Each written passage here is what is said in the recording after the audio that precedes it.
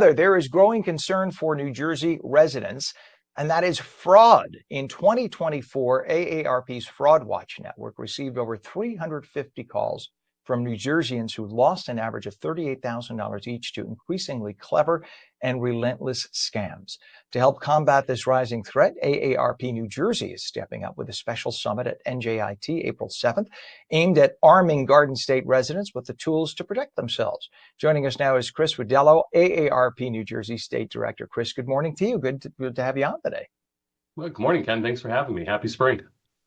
Happy spring to you. Just a few hours old. It still has that fresh spring smell, doesn't it? It does. Let's start with the numbers. I'm an AARP member too. Let's start with the numbers. Over 350 calls and an average loss of $38,000 per victim. That's astounding. What's driving the surge in scams in New Jersey? Yeah, Ken, and thank you for being a member. It's alarming because the average age of those folks who were victims is 72 years old. So it's really, they are targeting older adults, and they're more susceptible usually to, crimes like fraud. But it comes in many different ways. We're seeing it with identity theft, imposter calls, right? That call that says, "Hey, you didn't pay your tolls, you didn't you owe something, or you need to send money." And then also computer viruses, which has been around for a while, but people still get very concerned when they see something pop up that they need to send money or do something in order to prevent their computer from crashing. So there's a whole array of different schemes that these fraudsters are using and committing this crime. It's unreal. I mean, I'm not the most computer savvy guy in the world, but every single day I'll get an email that says, it'll look exactly like the logo of a company that I deal with. And it'll say, click. The second I see click here, I know immediately it's a fraud, right? So what I'll do is I do the old hover over to see what the return address is without clicking, and you'll see it's like a Gmail account. You know that it's not going to be a Gmail account if it's General Electric. They're not going to have GE, I'm the guy at gmail.com. That is not going to be an official account. But if you don't do that, if you don't carefully hover without clicking, you'll think, oh, it's real. The logo looks real. And the other thing, I don't know about you, I always look to see there's always a typo, because it's always somebody in a third world country who probably English is their fourth language. I'm stereotyping here, but you'll always find a typo somewhere, or the spacing of the words that, there's no space or something where they missed it.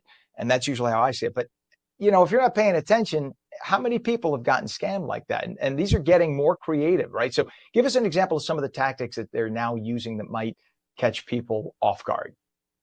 Yeah, and you mentioned many people are getting scammed. 42% of adults, according to a recent survey of ours, are victims of scams. That's 141 million people, and it's just because these scams have become more sophisticated. And you just laid out beautifully, the steps that you take to protect yourself, hovering over, making sure, does that email address look right? Does the content of the email look correct? And should I be receiving this is really the first question. Why am I receiving this? Why would there be a concern about this, or whatever the issue is that they're raising? And really, you cannot trust anything that's being pushed out to you.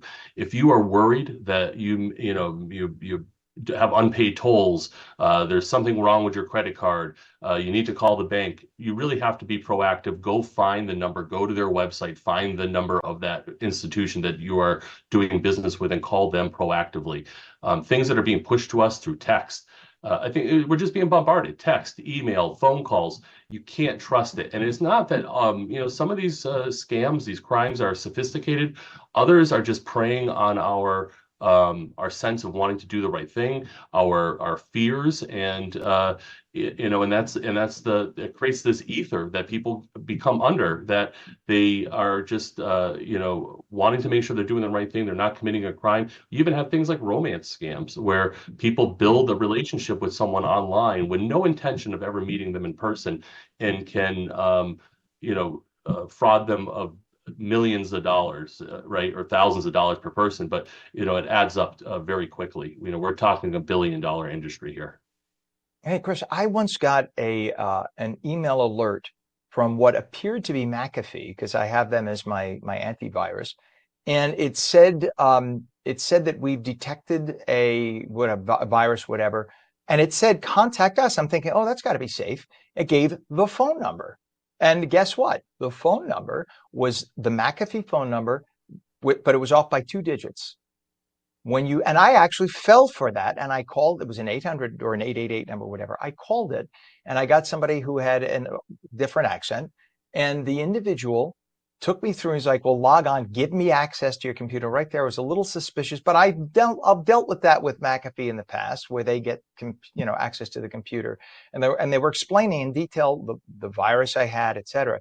As it turns out, whether he was nefarious or not, this was a private computer analyst who, once they get into your system, they tell you, oh, you have this virus, you got to pay me in order to, that's how luckily I cut him off. I actually got to the point of giving him access to the computer.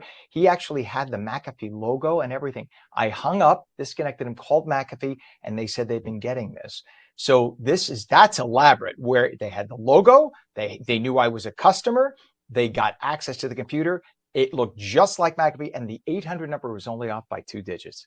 I mean, it's that Yeah. close. So the real McAfee had to do a scan to make sure that nothing was implanted on my computer, and luckily nothing was. But this guy was trying to make it sound like I needed to pay him money for this, and I thought, no, I already subscribed. Why am I going to pay you money? And that's when it taught. So this is how elaborate it gets. And I'm not 92 years old, and yet I was falling victim until the point when he said, you owe me money. So with so many people falling victim, what is the immediate step that the viewers can take to protect themselves from fraudsters? Yeah, and I think that's what people have the greatest concern about. What do I do now? I think the first basic thing is to call your local police department and file a police report.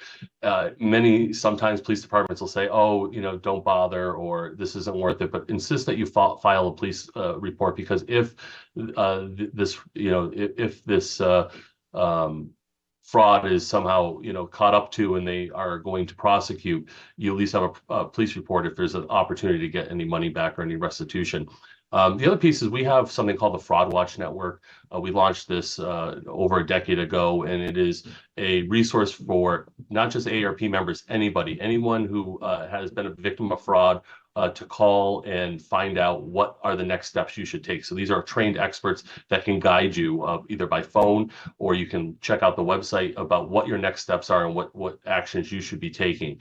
And also, you're a victim of crime if you have been a victim of fraud, and they can provide some consultation about really making you feel that that you're not alone. And I think that's it. Like, people are embarrassed when they fall victim of fraud. Yet if they were mugged on the street, there would not be that same feeling, right? We don't, but somehow we treat it because we should have known better. Well, that's not the case. As you mentioned, these scams are elaborate.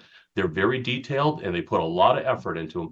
But this crime often has, people don't want to talk about it. So we need to, we have some low-level counseling that you can take part in, to just know that you're not alone and what your next steps are and how you can hopefully move forward and, if possible, get and if you've been a victim, to get some restitution, should they be able to catch them. But, I think, again, it's the vigilance that we must have now to protect ourselves is very high.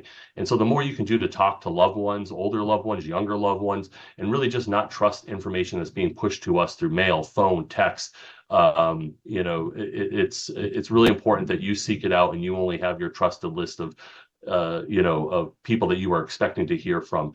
And also just making sure that you are, you said you have McAfee, that you have, the right supports in place to help protect yourself. And if you're using public Wi-Fi, to think about a VPN to protect yourself from attacks that can happen online.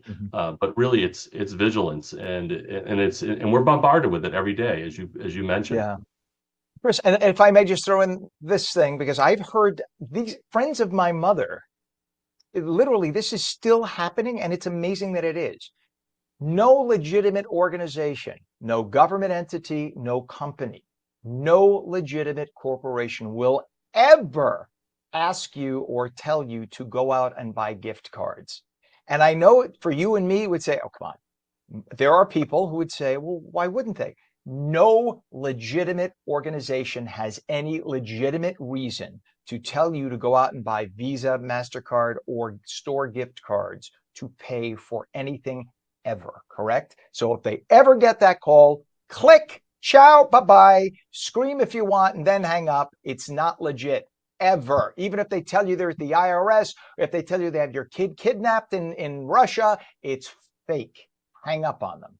So I just, the fact that I still know of people directly, it's not anecdotal. I know directly of 2 individuals who got the scam, and it's just crazy because they get scared. And because we're running out of time here, I want to make sure we talk about the summit April 7th at NJIT. What can the attendees expect to learn? Why should everybody mark their calendars for the event, no matter what their age? Yes, we're excited to be partnering with NJIT for this summit in Newark on April 7th from 11 to 2. You're going to hear from experts that are going to talk about fraud, what's happening, what the latest things are that you need to worry about, what to do if you think that you've been a victim of fraud, and how to prepare yourself, right? The thing you just mentioned about gift cards. It seems like, yeah, no, why would I ever pay with a gift card? Yet people are a victim of that because there's something else that drives them to say, no, I need to do this, right? And cryptocurrency is now becoming a thing with, people saying, oh, you buy crypto and send a crypto here. It's untraceable. And that's the whole idea, that they don't want to be able to trace the money back to whoever is committing the fraud. So this event on April 7th will really teach you how to protect yourself, loved ones from scams. It's a free event. It's open to the public. You don't have to be an AARP member. And I think we're going to have a packed house because this is always information that people want to hear. Yeah, it's great advice. And it's, AARP has so many resources. Just take advantage of the resources. I mean, literally, I'll be flying in 5 hours, 4 hours, 4 hours. I have a flight, and I booked my rent-a-car with my AARP discount. Not kidding. I got my discount with I guess Avis today, thanks to Wonderful. AARP. I've been a member for a few years. I'm 57, so at 55, that was my turning point. Was I'm going to join AARP, the greatest value ever. So I appreciate you guys. Thank you Well, for thank being you. there, and that's great that you're having that summit. I hope it is packed, like you said. Fingers crossed. Chris Widelo, please come back again. Wonderful advice. Chris Widelo, AARP New Jersey State Director. Thank you for joining us, and thanks for doing what you Thank do. you.